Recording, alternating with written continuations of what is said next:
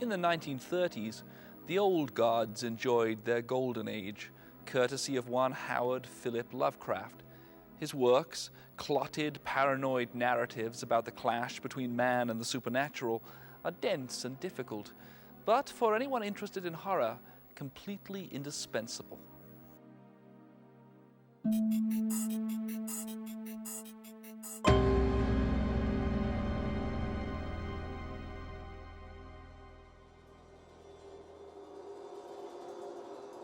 The nightmare corpse city of R'ya that was built in measureless eons behind history by the vast, loathsome shapes that seeped down from the dark stars. There lay great Cthulhu and his hordes, hidden in green, slimy vaults and sending out thoughts that spread fear to the dreams of the sensitive.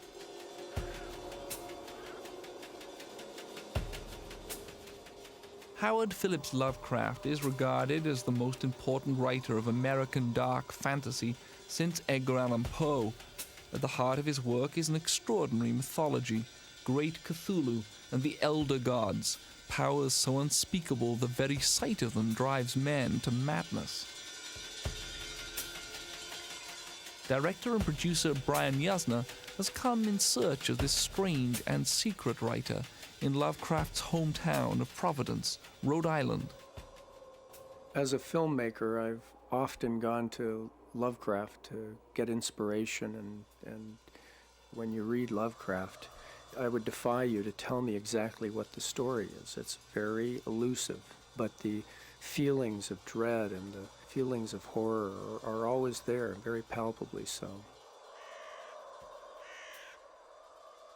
That is not dead which can eternal lie, and in strange eons even death may die.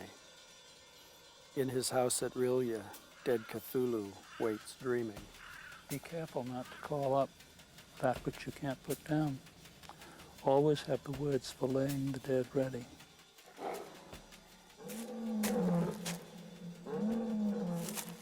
Can we invoke the chaos of Cthulhu that Lovecraft wrote about here at his grave?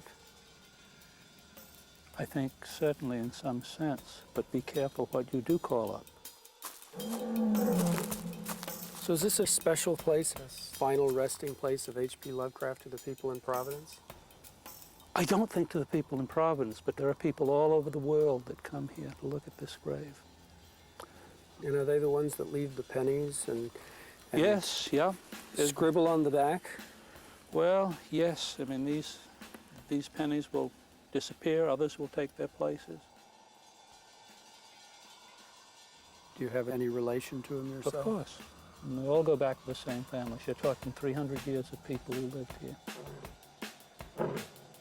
Everybody in Providence, all Yankee Providence, has probably read his stories, but they're not going to talk about it much. And he's, in a sense, almost a social embarrassment. Did they feel like he really was messing around and calling up kind of occult things? And No. They just thought he was a nutcase. I am Providence, and Providence is myself. Together, indissolubly as one, we stand through the ages. I know always that I am an outsider, a stranger in this century, and amongst those who are still men. I can never be tied to raw new things, for I first saw the light in an old town. staying on Benefit Street and being in the neighborhood of Lovecraft, albeit it's 50 years later, it really makes you feel like you're getting another dimension on his stories. That Providence itself almost takes on a different cast. His stories were inspired by this town. He was an odd man with obsessional hatreds, which included all forms of alcohol, seafood, dogs, and motion pictures. When I was growing up, I learned about Lovecraft from people who knew him. It was kind of an underground sort of thing. He wasn't considered a respectable writer, but in the genre, he was considered to be one of the best. He was a local boy who made good, a peculiar local boy who made good, but a local boy nonetheless. And did he frequent this library? He did. I guess for Lovecraft, this was kind of a special place because of its connection with Edgar Allan Poe. Exactly. Edgar Allan Poe visited the library on a number of occasions. I think one of the attractions this library held for Lovecraft was the fact that Poe had physically been here and that his spirit, in some sense, still lingered.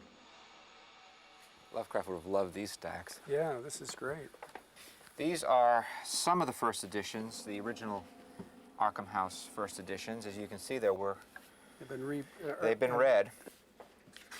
Looks a bit like Woody Allen in this shot. Yeah, he does. Both of Lovecraft's parents died in an insane asylum. His father died when Lovecraft was 8. His mother died when he was 32. As soon as his mother died, Lovecraft wrote a story called Beyond the Wall of Sleep, where he is a psychiatrist in an insane asylum. And as a psychiatrist, he finds a degenerate man, his term, that he communicates with by attaching a special machine to his head, and discovers inside him is a noble soul from beyond the universe fighting noble causes. And I really think this is a story about Lovecraft's father and his wish for him. His father died from syphilis. So he actually died insane. Insane, when raving, Lovecraft was paralyzed, about 8 years old. drooling, and I think Lovecraft was trying to say in his story Beyond the Wall of Sleep, my father isn't a degenerate patient. My father is a noble being, and I want to be with him again. That's what I think that story is And about. his mother also died insane. She began to hallucinate and died in the same hospital about 20 years later. And I think he was always worried that the illness that made his father and mother go mad might finally affect him. How was he brought up? He never spent a night away from home until he was 32. She hovered over him and doted over her only child, although she also told him that he was very ugly, and also told him that he was a little girl up until about the age of 6. And she dressed him up in dresses? As a little girl. And he grew up with this crippling self-identity. And yet he never wrote women into his stories. There are women who are raped by demons from outer space and give birth to monsters. Women are pretty much uniformly portrayed as treacherous, dominating, or dangerous figures. Where do you think he got his ideas then? We know that he got most of his ideas from his dream materials. He was a prodigious letter writer and document keeper, and wrote his colorful, complex, vivid dreams in detail, and wrote his stories from his dream material.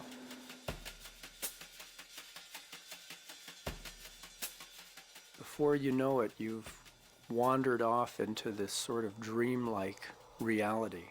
And what's really interesting is how a lot of the stories deal with the spheres beyond. I feel like to understand Lovecraft, you really have to understand that that boy was looking up into the sky, and there's a kind of a horror out there. And so would have this been the same telescope that was here when Lovecraft visited? Yes, he did many observing here, and he did articles for the Providence journal paper. Uh-huh. He was somewhat of an amateur astronomer. Yes, and I think he wanted to become a professional, but he failed his algebra test. So once he failed algebra, that was it? That was it. So you haven't noticed his spirit around here lately? No, I didn't notice his spirit lately around here. Out of the fungus-ridden earth steamed up a vaporous corpse light, yellow and diseased, which bubbled and lapped to a gigantic height in vague outlines, half human and half monstrous. It was all eyes, wolfish and mocking, and the rugose insect-like head dissolved to a thin stream of mist. He created a fusion between science fiction and horror, which was unique, especially in the 20s when he was working.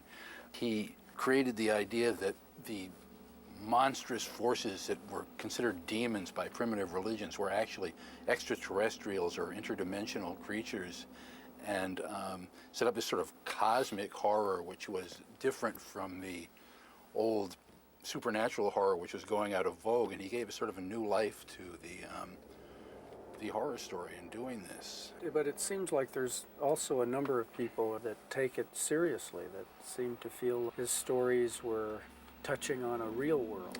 Well, there is something, and you do get that especially here in Rhode Island, that everyone that was afraid to be where they were was driven out. All the other Puritan colonies in the early colonial days all ended up in Rhode Island, which was known then as Rogues Island. So your idea is that Rhode Island and Providence in particular is where everybody that was persecuted in the rest of America at that time took refuge. Yes, but some of them probably deserved to be persecuted, and I think that's what makes the place interesting in terms of the horror atmosphere. So what was the final horror that was behind his stories? It was, in his view, absurd to believe that the universe was centered around human beings or that we had any real valid place or meaning, that this was just a gigantic chaos, a meaningless madness of which we were a tiny speck of no significance at all.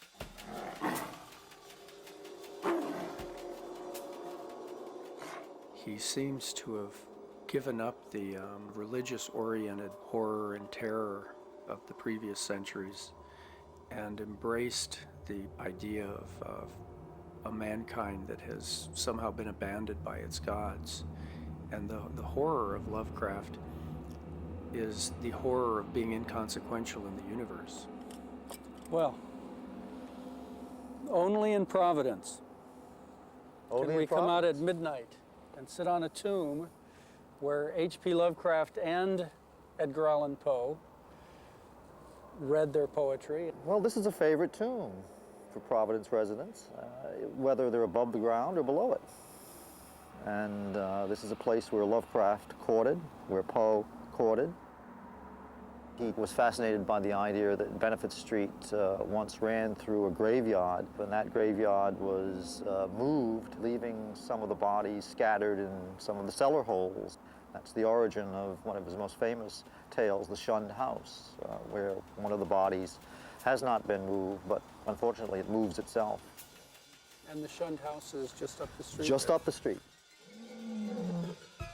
So this became Lovecraft's spooning spot of choice.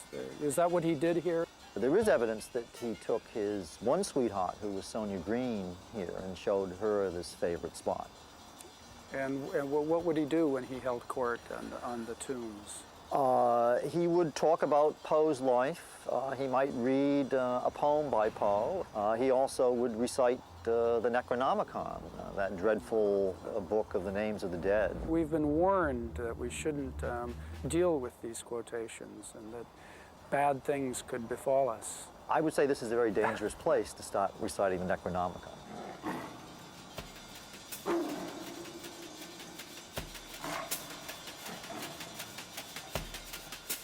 Good evening, Mr. Usner.